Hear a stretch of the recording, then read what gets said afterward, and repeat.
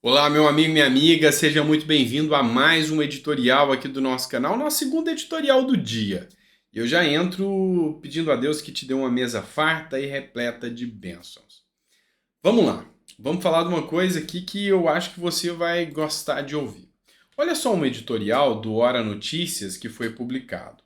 Lira escolheu um desafeto de Dino para presidir a CPMI dos atos antidemocráticos. Pois é, Flávio Dino não está gostando nem um pouquinho dessa história. Mas isso pode gerar uma repercussão até um tanto quanto complicada para o Flávio Dino se a gente utilizar a filosofia aqui. O que a filosofia fala sobre isso? Tem uma famosa filósofa chamada Hannah Arendt. E a Hannah, ela escreveu um livro chamado A Condição Humana. Ali na condição humana, ela falou entre as desavenças entre políticos. E que utilizar a estratégia da desavença entre políticos é boa. Porque às vezes, quando tem um desafeto seu numa situação acima da sua ou de investigação sua, causa um caos psicológico, ou seja, você fica apavorado. E ficando apavorado, você acaba enfiando os pés pelas mãos. Pois é, tem um desafeto do Flávio Dino que Lira escolheu para presidir a CPI de 8 de janeiro. Dino faz parte dessa CPI, talvez como investigado, conforme acusa a ala bolsonarista. Como que está o psicológico do Dino agora, hein? Vamos falar sobre isso? Então seja muito bem-vindo, eu sou o Dr. Sandro Gonçalves, advogado, jurista, filósofo político, e é sempre um prazer poder estar aqui discutindo um pouco mais sobre política com você. Não lembro se eu já te falei isso, mas se eu não falei, nunca é demais. Na hora do almoço, eu vou te desejar uma mesa farta e repleta de bênçãos, paz, saúde e esperança para a sua vida, tá bom? Bora começar de matéria, né? Já enrolei demais, vem comigo. Pois é, essa matéria aqui do Hora Notícias é importante.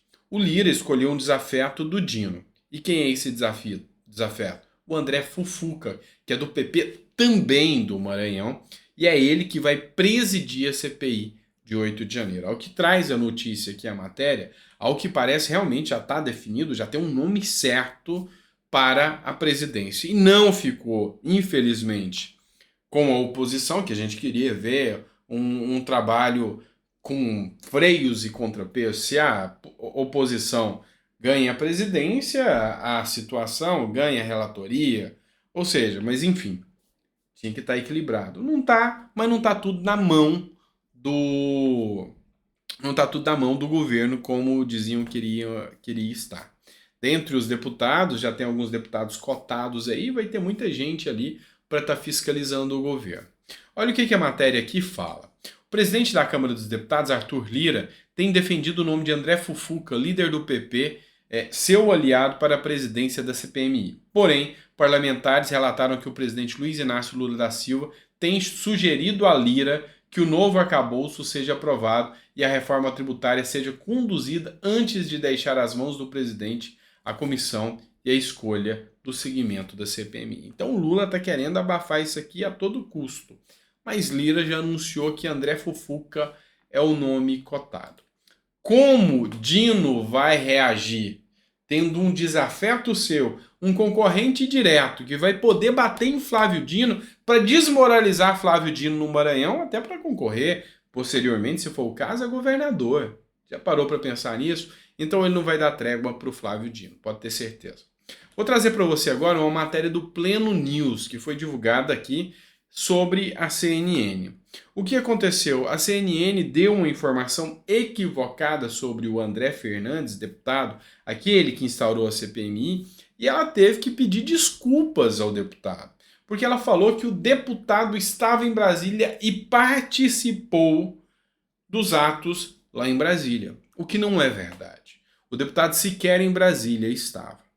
Ela corrigiu, falou que ele é investigado, mas tudo bem, qualquer um que é oposição ao governo Lula hoje deve estar na mira da investigação, é investigado. Mas assim, a CNN teve que corrigir essa falha que ela cometeu e o André Fernandes, hora nenhuma, esteve em Brasília. E também não há situação que desabone ou tire o mérito do próprio André Fernandes para que ele possa participar da CPMI e dos atos antidemocráticos, ele que é combativo, ele que correu atrás, ele que colheu as assinaturas. Eu tenho uma preocupação quanto a isso.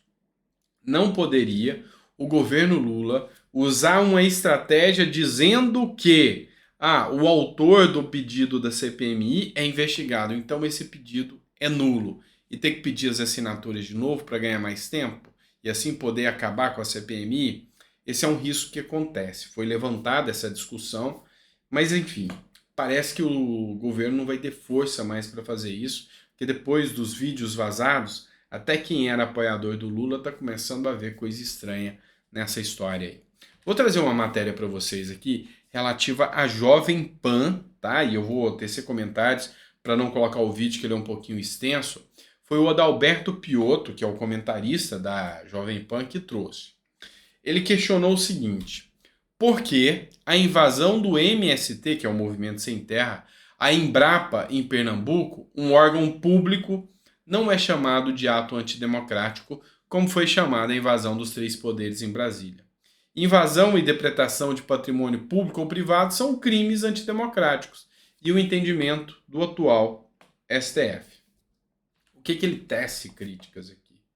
O tratamento diferenciado que o STF tem em relação a pautas bem semelhantes ou quase idênticas.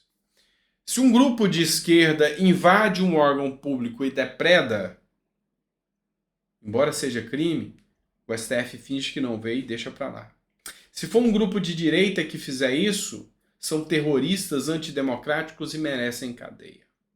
Anderson Torres paira sobre ele uma suspeita de que talvez ele tenha participado, seja de forma como mentoria, sobre os atos de 8 de janeiro. Está preso há quase 90 dias, já perdeu peso, vem sofrendo pressões psicológicas gigantescas. Pois é, o general do GSI do Lula foi filmado lá dentro conversando com os manifestantes. Um certo repórter da Reuters foi filmado tirando foto, incentivando ele a quebrar. O manifestante quebra sim, mostrando as fotos. E até agora, ninguém foi preso. O que eu quis trazer com essa matéria que o Adalberto Piotto trouxe aqui e a reflexão que ele deu, tá? Vamos lá. São equivalentes. Anderson Torres e General Gonçalves Dias estão em situação de equivalência. Ou você solta o Anderson Torres ou prende o G. Dias.